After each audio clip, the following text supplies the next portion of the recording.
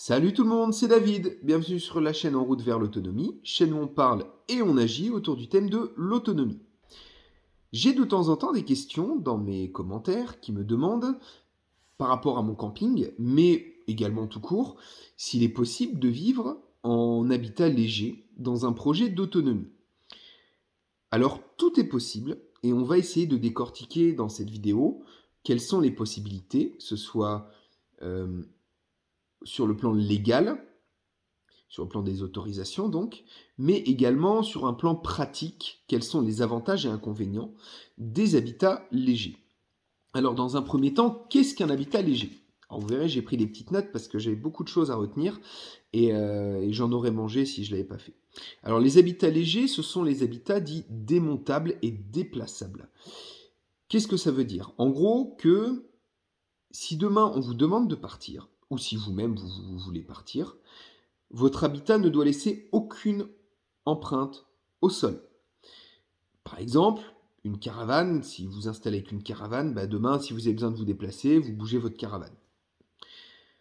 Et bon, ça laisse, à part l'herbe qui va repousser, je veux dire, ça laisse pas d'empreinte au sol, à moins que vous soyez un gros cochon. Et dans les habitats légers, il y a plein de choses. Il peut y avoir les mobilhomes, les yourtes. Alors les yourtes, vous me direz, il y a la terrasse, mais une terrasse, ça peut se démonter. Prévoyez en tout cas qu'elle le soit. Sinon, il faudra la détruire. Les habitats toilés, ça peut être les tipis, des lodges toilés, voilà, différents types de logements, les yourtes en font partie, hein, des habitats toilés. Vous pouvez avoir également les tiny houses, qui sont des petites maisons sur roues, des cabanes en bois éventuellement, tant qu'elles n'ont pas d'emprise au sol. C'est-à-dire que par exemple, moi, certains de mes habitats légers, donc il y a une terrasse, et le logement est construit sur la terrasse, et tout est démontable.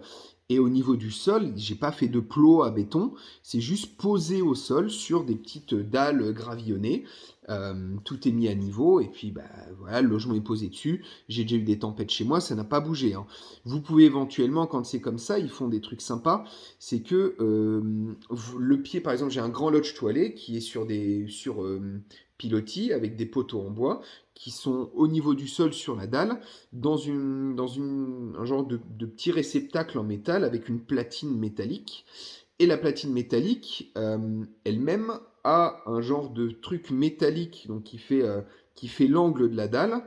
Et il y a des gros piquets, donc vraiment très longs, qui sont plantés dans le sol pour augmenter, voilà, en cas de vent vraiment sur le côté, pour éviter que la terrasse se déplace.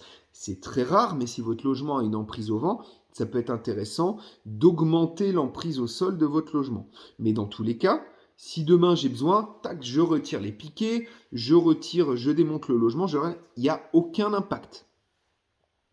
Même si moi c'est un peu particulier parce que j'ai une arrivée d'électricité dessus de par le fait que ce soit un camping. Mais vous n'êtes pas obligé.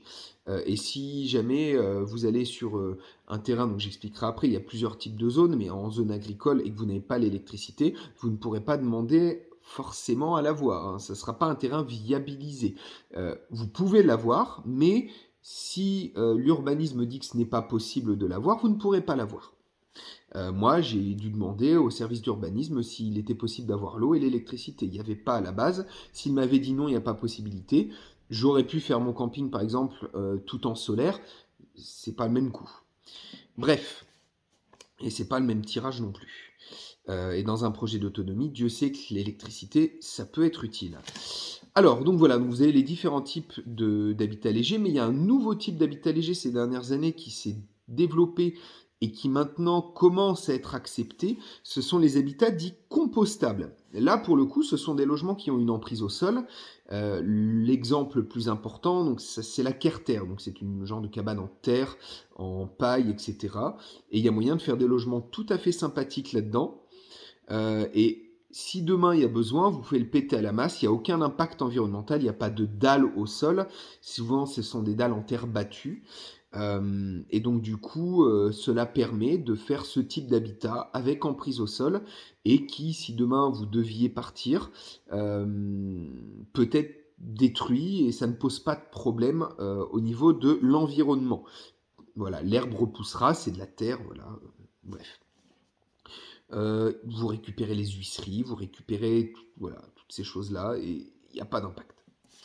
Alors, donc ça, dans un premier temps, maintenant que vous savez ce qu'est un habitat léger, Il faut savoir qu'en France, la législation est assez dure sur les habitats légers, mais il y a des possibilités. Alors, quelles sont ces différentes possibilités? La première, vous achetez un terrain en zone constructible, donc un terrain constructible. Donc, sur un terrain constructible, vous avez, comme son nom l'indique, l'obligation de construire. Vous ne pouvez pas installer un habitat léger sur une zone constructible. Il y a eu quelques exceptions en France, notamment pour des tiny houses, mais qui dit que c'est possible dit que ça ne sera pas nécessairement accepté. Euh, et donc du coup, vous avez une obligation de construction ou de rénovation s'il y a déjà un bâtiment dessus. Et dans ces cas-là, vous pouvez pendant plusieurs années habiter dans votre habitat léger sur le terrain. Il n'y a pas de réelle durée légale pendant laquelle vous avez le droit de vivre dans votre habitat léger sur ce terrain. Cependant, évitez de vous moquer de la mairie qui vous a octroyé cette autorisation. S'ils voient que les travaux n'avancent pas, au bout d'un moment, ils vont se dire vous foutez de notre gueule, vous dégagez avec votre habitat léger. Par contre, si vous allez les voir en leur expliquant que vous souhaitez faire une rénovation écologique à base de matériaux de récupération, que cela prend du temps, que vous expliquez votre projet à la mairie, ils seront, je pense, beaucoup plus coulants et comprendront que votre logement n'avance pas très vite, puisque c'est pas toujours évident de pouvoir récupérer les matériaux. Ensuite, il faut savoir que si vous achetez un terrain constructible, la viabilisation est obligatoire. Vous devez avoir une autorisation de la mairie pour pouvoir construire sur ce terrain. Et donc du coup, pour une rénovation, il me semble, alors là pour le coup il faudrait que je revérifie, mais il me semble qu'une simple déclaration préalable est nécessaire. Cependant, mieux vaut vous renseigner auprès de la mairie. Selon les endroits, ça peut être un petit peu différent. Je sais qu'il y a une règle de base, mais moi j'ai bien vu quand j'ai fait mon camping que les règles qui s'appliquent à un endroit ne s'appliquent pas forcément à un autre endroit en fonction des connaissances de votre commune d'accueil. Ensuite, un des inconvénients par contre du terrain constructible, c'est le prix d'achat du terrain. Souvent le terrain ne sera pas très grand, sauf si c'est un terrain constructible à la campagne où il y a déjà un vieux bâtiment. Et dans ces cas-là, vous pouvez avoir peut-être un petit peu plus de terrain, mais souvent le terrain sera plus cher. Même si qu'un terrain agricole ou sur une zone à urbaniser, etc. Mais cependant, je ne vous déconseille pas ce type de choses si c'est un terrain à la campagne, puisque souvent le prix restera abordable. Par contre, dans une zone pavillonnaire, ce sera très compliqué, parce que les terrains sont souvent assez chers, les terrains sont petits, et ce qui dit petit terrain dit que c'est pas forcément foufou pour l'autonomie, puisque l'objectif là, on parle d'autonomie. Et, euh, et en plus de ça, c'est pas toujours très bien vu par les voisins d'être longtemps dans un habitat léger sur ce type de secteur. Et honnêtement, c'est pas forcément foufou pour l'autonomie. Moi, en tout cas, je ne vous le conseillerais pas. Dans un deuxième temps, les zones urbanisées. Donc, il est possible, sur déclaration, d'habiter dans un habitat léger dans les zones U, ce qu'on appelle les zones urbanisées. Euh, Par contre, vous avez une obligation de raccordement à l'assainissement. C'est la seule obligation. Vous n'avez pas d'obligation de raccordement à l'eau ni à l'électricité. Par contre, vous avez l'obligation de raccordement à l'assainissement et cela sera contrôlé. C'est-à-dire que si vous allez sur une tiny house, si vous allez sur une yourte ou n'importe quel type de logement, vous devez avoir votre logement raccordé à l'assainissement. Même si vous n'avez rien du tout qui a besoin d'aller à l'assainissement, même si de toute façon vous allez forcément utiliser de l'eau pour vous laver, donc ça doit partir à l'assainissement, vous avez une obligation de raccordement. Vous n'êtes pas obligé de l'utiliser. Si vous voulez faire une phytoépuration, vous pouvez, mais vous devez avoir ce raccordement obligatoire, sachant que votre phytoépuration, de toute façon, vous devrez également la faire contrôler. Donc, si vous pouvez être raccordé à l'assainissement, un conseil, faites-le. Faites-le, parce que vous êtes obligé de toute façon. Mais par contre, il est autorisé, avec un habitat léger, d'être sur une zone dite zone U. Encore une fois, possibilité ne veut pas dire que ce sera accepté. Il faut Dans tous les cas, présentez votre projet auprès d'une mairie. C'est très important. Si vous voulez être bien accepté là où vous allez, faites en sorte que la mairie accepte votre projet. Ensuite, il y a ce qu'on appelle les zones AU. Donc ce sont les zones à urbaniser. Et donc, euh, théoriquement, il y a de moins en moins de zones à urbaniser. C'est-à-dire, il y a de moins en moins de zones où on donne la possibilité de viabiliser des terrains et de créer des zones pavillonnaires, euh, en tout cas dans des parties un peu campagne. Hors des villes, il y en a encore, mais de plus en plus, les municipalités essaient de protéger leurs espaces naturels. Et donc, du coup, cette politique de protection de l'environnement fait que de moins en moins, on donne cette possibilité. Mais théoriquement, ce n'est pas possible de pouvoir s'installer dans ces zones-là, avec un habitat léger. Et enfin, une des zones que je considère être la plus intéressante, mais avec ses inconvénients également, c'est la zone dite A, la zone agricole. Euh, ce sont donc les zones agricoles sont des zones protégées. Pourquoi? Parce qu'elles présentent un potentiel agronomique, biologique ou économique. Et donc du coup, sur ces terrains, uniquement des bâtiments agricoles sont constructibles. Et encore, uniquement si vous avez le statut d'agriculteur. Statut qui n'est pas forcément facile d'avoir. Je vous expliquerai après pourquoi. Euh, sur ces zones dites agricoles, il y a deux possibilités pour vous de vous installer. La première, c'est s'il y a déjà un bâtiment. Vous avez le droit, si vous êtes agriculteur, attention, c'est mon cas, j'ai le statut d'agriculteur. Je suis cotisant solidaire à la MSA et je suis dès lors considéré comme agriculteur.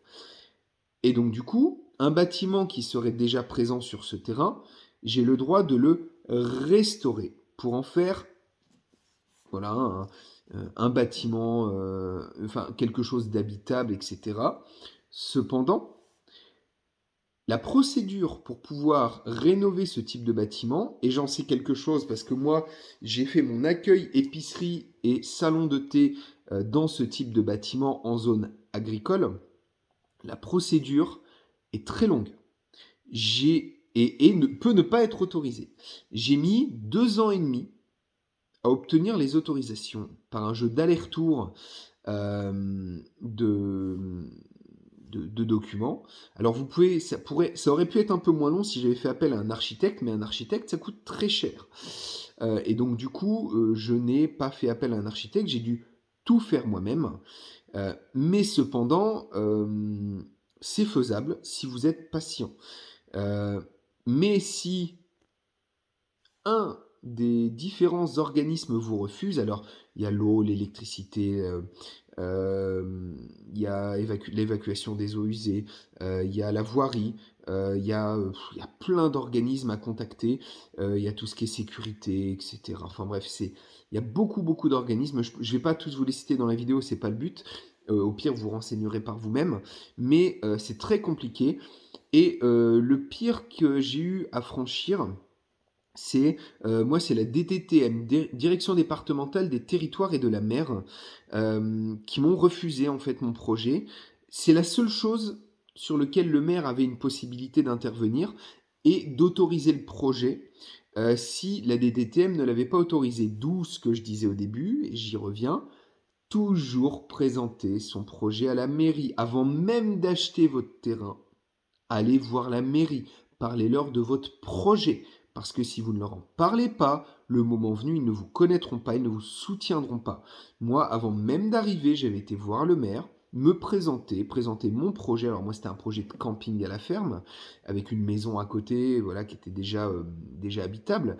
Mais j'ai présenté ce projet et la mairie y a vu une possibilité intéressante d'avoir un camping sur leur commune et ça a été accepté. Pour de l'habitation, c'est autre chose.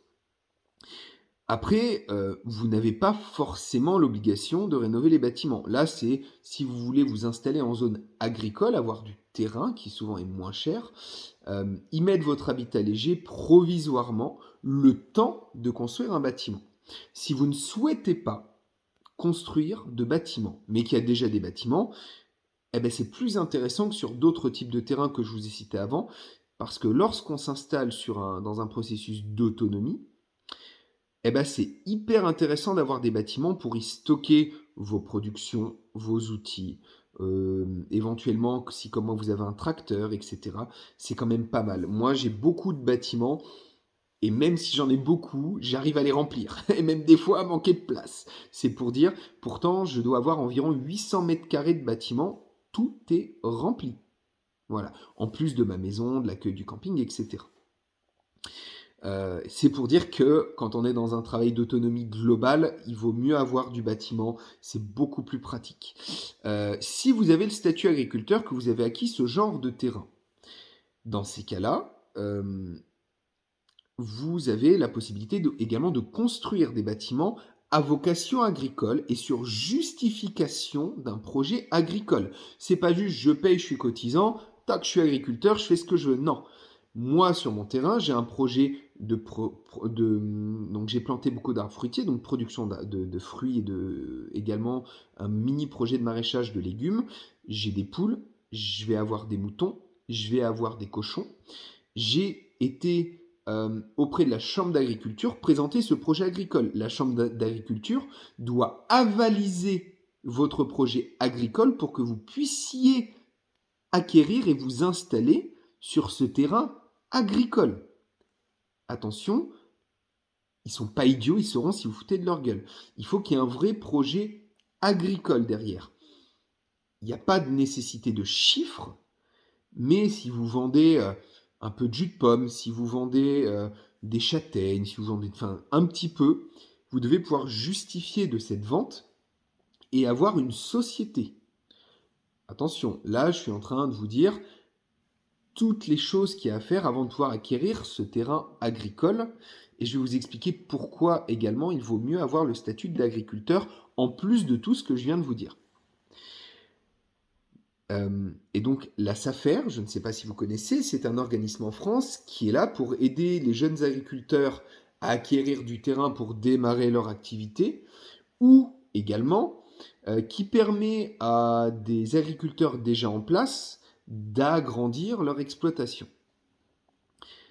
Il y a un peu de magouille au niveau de la SAFER parfois, et des fois des gros agriculteurs arrivent très facilement à avoir les terrains, alors que des jeunes qui veulent s'installer galèrent, puisqu'ils préemptent tout.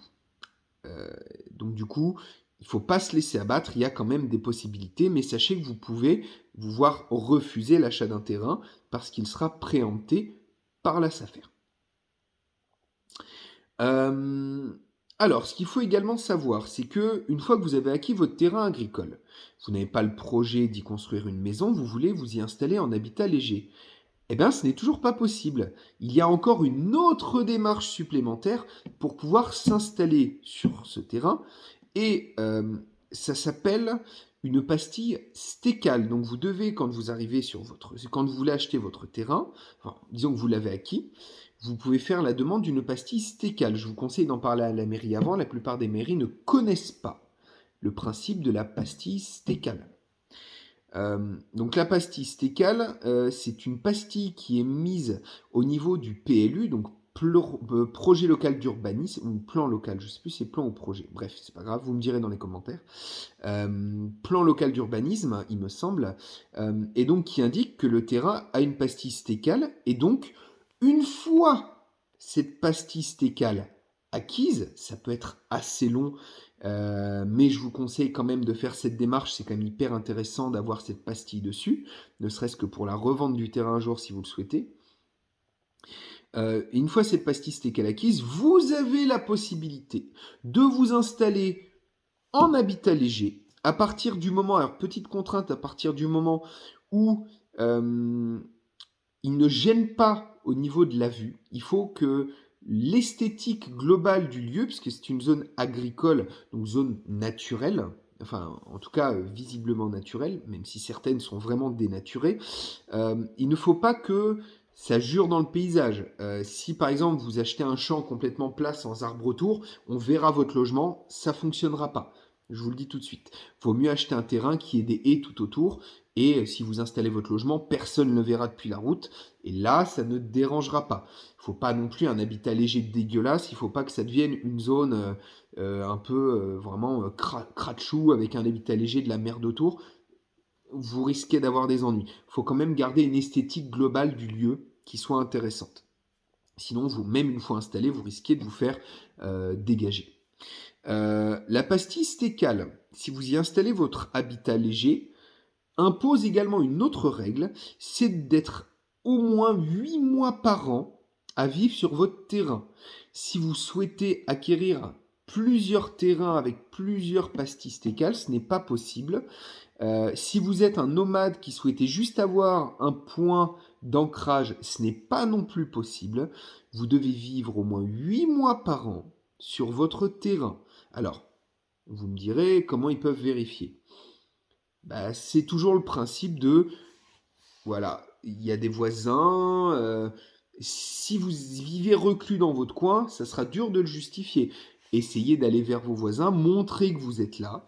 Même si vous promenez souvent, c'est pas grave, mais en tout cas, justifiez que vous êtes là très régulièrement et qu'on comprenne que vous vivez sur place. Alors, il faut savoir également que sur ces zones A, il y a une réglementation quant à la taille de votre habitat. La première, donc, si votre habitat fait moins de 40 mètres carrés plancher. Dans ces cas-là, alors quand je dis plancher, ça veut dire que si vous faites un truc de 20 mètres carrés mais sur 3 étages, ça marche pas. Il y a 60 mètres carrés de plancher. Quand on dit moins de 40 mètres carrés de plancher, c'est de surface au sol. Voilà. Donc du coup, une tiny house qui ferait 20 mètres carrés en bas et 18 mètres carrés en haut, elle fait 38 mètres carrés, ça passe. Si elle fait plus de 20 mètres carrés en bas et plus de 20 mètres carrés en haut, ça ne passe plus. Mais bon, les tiny font jamais cette taille-là. Et donc du coup, si vous faites moins de 40 mètres carrés plancher, vous n'avez besoin que d'une déclaration préalable. Qui dit déclaration préalable dit que ce n'est pas soumis à autorisation. Vous avez votre pastille stécale, vous êtes dans une zone agricole, déclaration préalable, pas de problème. Si vous faites un habitat léger de plus de 40 mètres carrés, j'ai déjà vu des yourtes faisant 80 mètres carrés ou 100 mètres carrés plancher.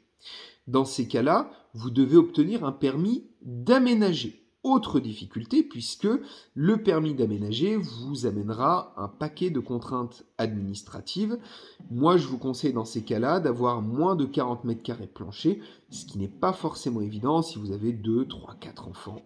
Si vous voulez plus grand, sachez que vos démarches seront plus longues. Mais si vous avez une pastille stécale et que vous faites bien votre dossier, il n'y a pas de raison que ce soit refusé. Autre chose, il faut savoir que sur une zone agricole, vous n'avez aucune obligation d'eau, d'électricité et d'assainissement. Dans le sens où vous n'êtes pas obligé de vous faire amener toutes ces choses-là. Vous avez le droit d'avoir votre propre installation. Récupération d'eau, installation photovoltaïque ou éolienne, ou assainissement, par exemple phytoépuration, ou alors comment dire, toilettes sèches. Mais attention parce que votre eau de vaisselle, votre eau de lavage personnel, etc., à un moment, faut les évacuer. Et je pense que même si vous justifiez, alors là, je ne sais pas, mais je pense que il est dur de justifier que vous utilisez uniquement du savon, du machin, tout ça. Peut-être que c'est possible, je ne sais pas. Mais en tout cas, vous avez la possibilité de faire votre propre installation et même je pense qu'il serait mieux pour votre environnement immédiat d'avoir au minimum une phytoépuration. Enfin, dernière zone où là pour le coup il n'y a aucune autorisation possible, ce sont les zones N et F. Zone N sont les zones naturelles. Alors ça peut être Natura 2000, ça peut être bref, une zone N dite naturelle. Donc ça peut être par exemple des zones où il y a certains types d'oiseaux ou des réserves naturelles, etc. Alors là, aucune installation n'est possible en habitat léger. Aucune. Voilà. en habitat tout court, mais en habitat léger, oublié, puisque c'est ce qui nous intéresse. Et pareil pour ce qu'on appelle des zones F, donc zones forestières, à moins qu'il y ait déjà un bout dans cette forêt de maisons dans une forêt déjà installée, ça serait possible, mais sinon, s'il y a uniquement de la forêt, c'est totalement interdit. Vous n'avez pas le droit de construire d'habitat léger en forêt. Point. On a entendu parler d'histoires de personnes qui avaient aménagé des cabanes dans les arbres, dans les forêts, et qui ont été obligées de les détruire, et les gens étaient scandalisés. C'est comme ça, la loi l'interdit. Point. C'est triste, mais c'est comme ça. Donc voilà, donc on a vu pour la partie réglementation. Dans tous les cas,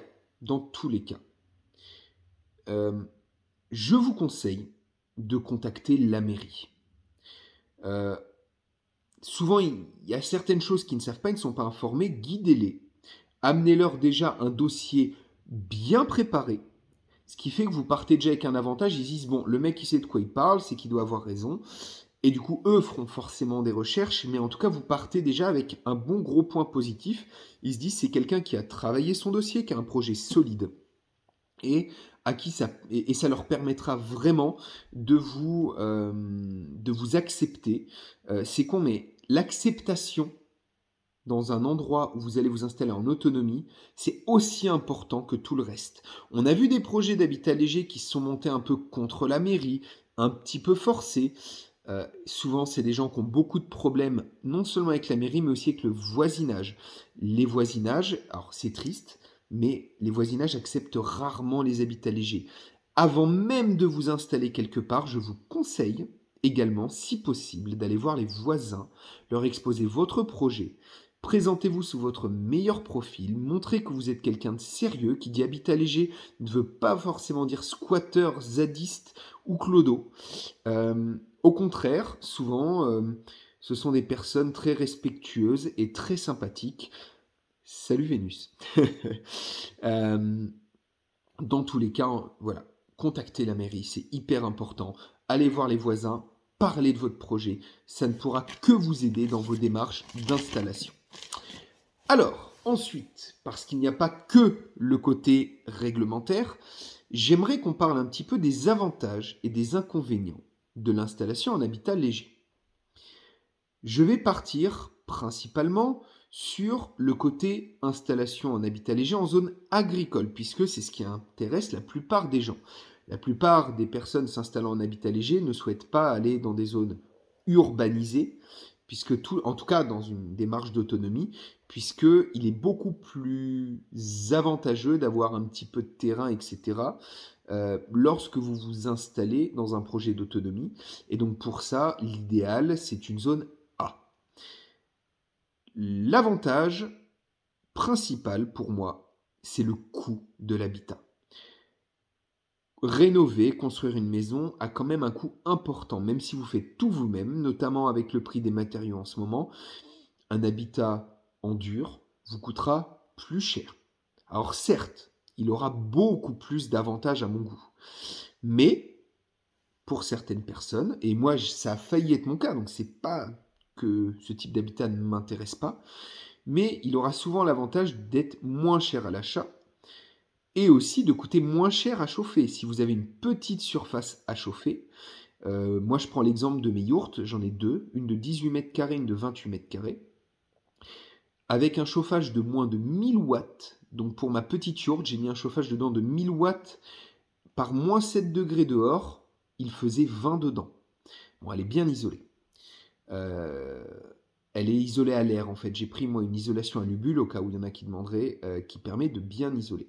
Et j'ai fait double isolation. Elle est top là-dessus. Et si vous êtes comme moi, vous n'êtes pas frileux, vous mettez à 18 degrés en mettant même pas le chauffage à la moitié. euh, Concrètement, enfin, vous chauffez bien. Et même si vous le mettez à 1000 watts, euh, vous le mettez à fond, il s'éteindra régulièrement parce que il fera vraiment chaud et que ça maintient bien la chaleur. Le moindre rayon de soleil dans ma yourte la chauffe tout de suite. C'est une yourte contemporaine qui a des ouvertures portes, fenêtres et plafonds. Je précise. Parce qu'il y a plusieurs types de yourtes. Il y a aussi les yourtes type mongole que je ne vous conseille pas. Puisque Ça sent et puis en plus, avec l'humidité qu'il y a chez nous, ça vit pas très longtemps. Je vous conseille les yurts contemporaines. Bref, je ferai juste exception sur le coût de l'habitat léger, sur un des types d'habitat, à savoir les tiny house, qui pour moi sont surcotés, payés 60 000 euros. C'est le prix des tiny house neuves constatés, et même d'occasion, c'est hors de prix. Le ratio mètre carré habitat, c'est juste débile. C'est beaucoup trop cher, c'est surcoté. Je ne vous conseille pas la tiny. C'est durable, je suis d'accord. Mais moi, perso, je la conseille pas.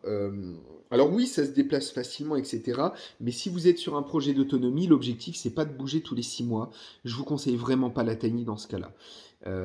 Ou alors une tiny totalement auto-construite vous coûtera beaucoup moins cher, mais bon, voilà, c'est du taf. Et ça vous coûtera quand même pas mal d'argent. Une yourte vous coûtera beaucoup moins cher, par exemple.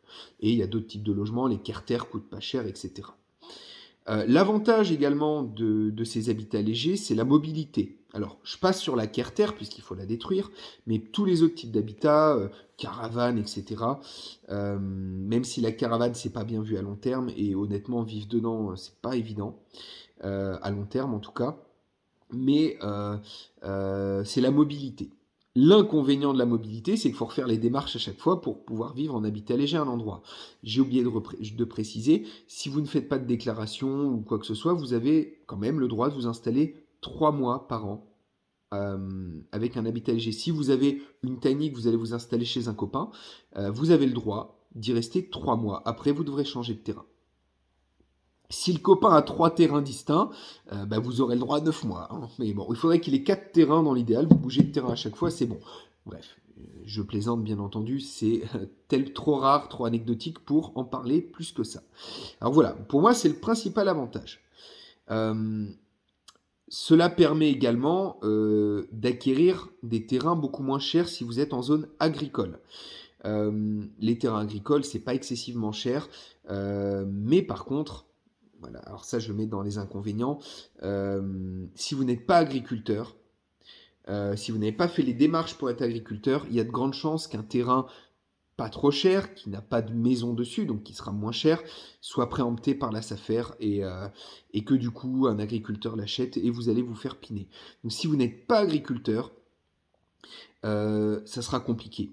Vous n'aurez pas le droit de construire des bâtiments agricoles, puisque pour ça, il faut être agriculteur, ça paraît logique. Donc vous n'aurez pas de lieu de stockage s'il n'y a pas déjà de bâtiment. Et honnêtement, le stockage, c'est trop nécessaire à l'autonomie pour ne pas en avoir. Donc un conseil, si vous vous lancez dans un projet d'habitat léger en zone agricole, faites les démarches pour devenir agriculteur. Vous n'êtes pas obligé de passer le BPREA, mais moi j'ai fait les démarches avec un projet derrière.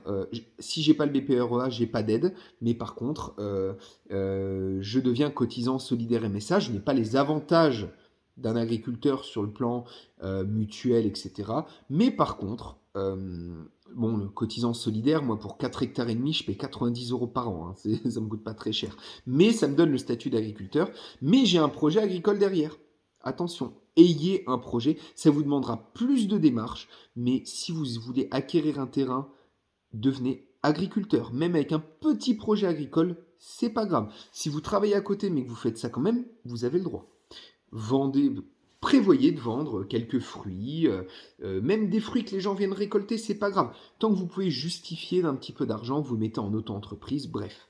Euh, Ensuite, les autres avantages d'être agriculteur, c'est que peut-être que vous pourrez demander à la SAFER l'acquisition d'un terrain pour pouvoir démarrer votre projet agricole. Et donc du coup, ça vous aidera dans votre achat de terrain. Et ensuite, par contre, bah, vous devrez également avoir la pastille stécale. Je ne dis pas que cette démarche est la plus simple. En tout cas, moi, ça me paraît être la plus cohérente. Ça demandera du temps. Et souvent, les terrains partent très vite, c'est l'inconvénient. Donc, dans ces cas-là, vous pouvez peut-être prendre le risque d'acheter votre terrain, avoir votre projet dessus, faire une demande de pastille stécale, et une fois que votre demande, habitez ailleurs en attendant, pas très loin, et une fois que votre demande pastille stécale sera faite, vous vous installez. De toute façon, je ne pourrais pas aborder toutes les possibilités d'installation, voilà, c'est pas possible. Hein. Il y en a beaucoup. Moi, je vous donne celles que j'aurais fait si je n'étais pas dans mon projet de camping, à la ferme, et si j'ai pas ma maison à côté, etc. Donc voilà, en zone agricole, votre démarche en gros seront plus longues, mais votre prix sera moindre. En zone U, donc en zone urbanisée, vous aurez des petits terrains, ils seront chers. Et donc du coup, ça ne sera pas nécessairement avantageux. Bref, également, un des avantages en zone, un des inconvénients pardon, en zone agricole que je voulais préciser, c'est que souvent l'installation en habitat léger est mal vue. Si vous achetez un terrain pour un projet agricole, certains risquent de grimacer un peu sur le fait que vous installiez dans un habitat léger parce qu'ils ne connaissent pas la démarche de la pastille stécale, etc. Faudra faire avec. Après, si vous avez pris le temps d'expliquer votre démarche avant, ça ne sera pas un problème. Et surtout, veillez à garder votre terrain propre et entretenu. Ça évitera d'avoir le côté zadiste, un peu squatter, qui est parfois mal vu des voisins. Et un des inconvénients également de l'habitat léger, c'est la durabilité de votre logement. Ça, c'est important. Les habitats légers sont plus fragiles et ont une durée de vie moindre. Après, il demande également moins d'entretien, donc sur le long terme, au pire, vous changerez d'habitat léger avant de détruire le vôtre qui sera beaucoup trop vieux. Eh ben, vous pourrez en acquérir un autre, l'installer, vous installer dedans, et après démonter l'autre. Pourquoi pas revendre ce qui est encore utilisable ou le détruire tout simplement, puisque il n'aura pas laissé d'impact sur le sol. Bref, je vais conclure sur cette vidéo qui est déjà très longue. En tout cas, voilà, pour les petits conseils que je vous ai donnés, les plus importants, euh, euh, allez voir la mairie, forcément. C'est beaucoup plus intéressant, comme je vous ai dit, d'aller voir la mairie. Vous expliquez votre projet, faites un travail propre qui plaît et vous serez mieux accepté. Si vous pouvez, dans l'idéal, avoir un bâtiment, c'est quand même mieux. Moi, vraiment, je vous le conseille. Souvent, les vieux bâtiments un peu délabrés que vous pouvez rénover assez facilement euh, euh, auront cet avantage de vous faire des espaces de stockage à l'avenir. Les vieux bâtiments dessus ne sont pas très chers en général. Par contre, la SAFER a tendance à surtout préempter les terrains où il n'y a aucun bâtiment. Et donc, du coup, s'il y a déjà des bâtiments ou même une petite maison pas très chère, ou si vous avez un peu budget, au contraire, qu'il y a des bâtiments qui sont un petit peu chers, c'est pas toujours recherché par les agriculteurs qui ont souvent suffisamment de bâtiments. Moi, mon terrain n'a pas été préempté SAFER parce que avec la vente du terrain, il y avait la maison, il y avait les bâtiments, etc. Ce qui revenait assez cher par rapport à la surface à l'hectare. Et donc, du coup, la SAFER n'a pas préempté. Mais moi, il y a déjà la maison. S'il n'y a pas de maison, veillez quand même à ce qu'il y ait des bâtiments, à ne pas prendre le terrain le moins cher possible, parce que vous risquez d'avoir des problèmes. Si vous prenez le terrain le moins cher possible, il sera très probablement préempté par la SAFER. Autre petit conseil, et j'en terminerai là-dessus, euh, si ça ne vous dérange pas, vous pouvez favoriser également des terrains où il n'y a aucun bâtiment. Des fois, il y a beaucoup de terrains qui ne coûtent 3 fois rien, mais qui sont durs d'accès.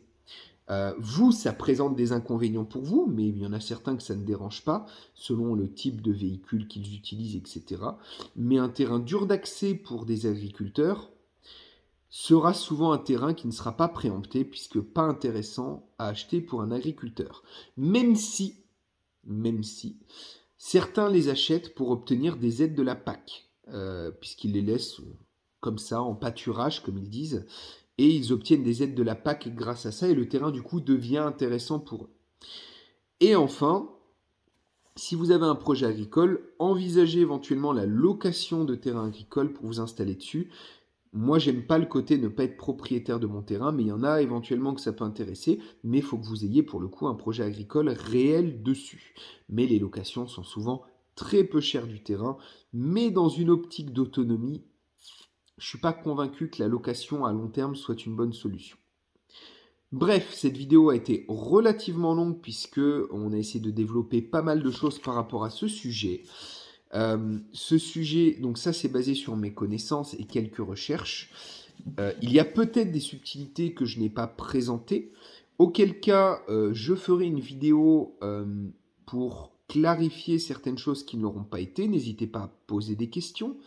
Hem et ben voilà. Et puis, bah, si jamais vous avez ce projet, bon courage pour votre projet, à très bientôt. Portez-vous bien. Ciao.